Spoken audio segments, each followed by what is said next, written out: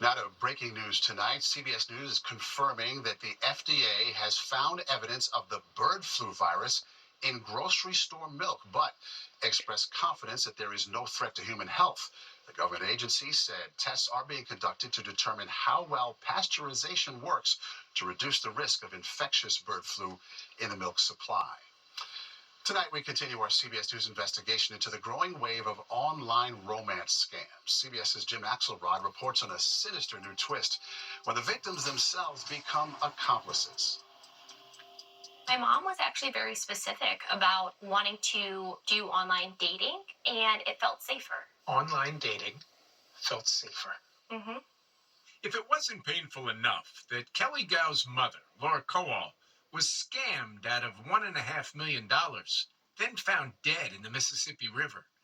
When Kelly started investigating what happened, she discovered her mom's role in something criminal. She got so deep into this scam, and when she tried getting out of it, she became what is known in these scams as a money mule. They got her hooked into it.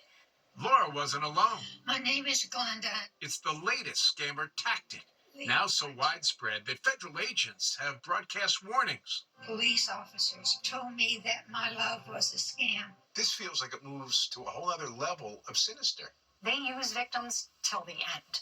Retired Postal Inspector Natalie Rita investigated cases where victims fell so hard for their scammers, they'd do anything they were told, like depositing other victims' money in their accounts to launder it and stay one step ahead of the authorities.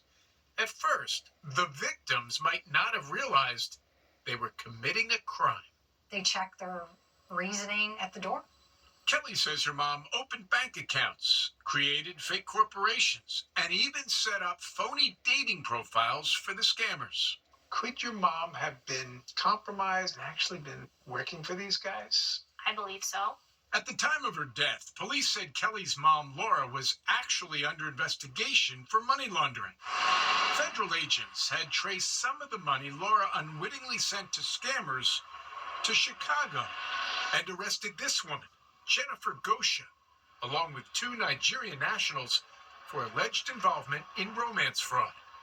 While prosecutors say Gosha was an active participant, she has pleaded not guilty and told us she too was a money mule, duped by one of the Nigerians, and says she never made a nickel. It wasn't like a ding, ding, ding, something's wrong. Gosha says she dated one of the Nigerians in real life, but he operated behind her back.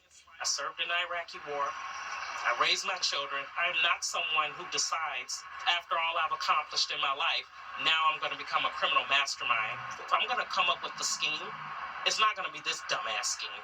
If convicted, Gosha could face up to 30 years in prison. Do you ever think to yourself, I played a part in someone's life being ruined? I have thought that many, many times. And I didn't play a part in it knowingly. You're saying you're a victim of the scammers as well. I'm absolutely a victim. But And you're a victim who may end up doing time. And only because they feel like I should have known. As for Kelly Gow, her thought is simple. Someone has to pay. And I have so much anger towards them. They took everything away from her.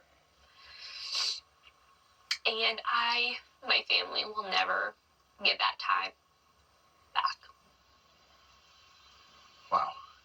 Eye-opening, disturbing. Jim, where does your investigation go now? Well, Maurice, law enforcement tells us that the explosion of romance scams is tied directly to the increased popularity of online dating apps.